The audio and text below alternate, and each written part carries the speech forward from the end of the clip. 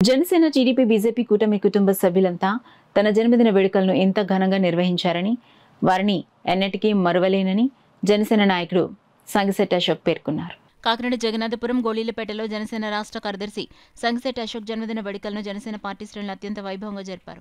జగన్నాథపురం పలు కూడళ్లలో ఏర్పాటు చేసిన కేక్ కటింగ్ కార్యక్రమాల్లో సంగిశెట్టి అశోక్ పాల్గొని కేకులు కట్ చేశారు.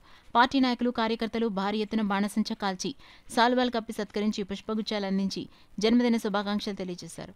ఈ సందర్భంగా అశోక్ మాట్లాడుతూ కూటమి ప్రభుత్వం అధికారంలోకి రావడానికి చేసిన కృషికి ప్రతి ఒక్కరికి కృతజ్ఞతలు తెలియజేశారు. ఈ కార్యక్రమంలో కూటమి నాయకులు ఓలేట్ రాము, సుమంత్, బాలాజీ, నాగు, నంద, వీరబాబు, ప్రకాష్ రెడ్డి, కోలా సురేష్, వడ్డీ గోపాల్ తదితరులు పాల్గొన్నారు. ఇదే సంతోషమైన దీనిలో నా పుట్టినరోజు సెలబ్రేషన్స్ కూడా మా తమ్ముళ్ళందరూ కూడా ఈరోజు గోళీపేటలో, అలాగే కాకుండా మహాలక్ష్మి నగర్లో, అన్ని చోట్ల కూడా లక్ష్మీనగర్లో, అలాగే మా ఇంటి దగ్గర కూడా అందరూ కూడా వీళ్ళు చేయడం జరిగింది. నాకు చాలా ఆనందంగా ఉంది.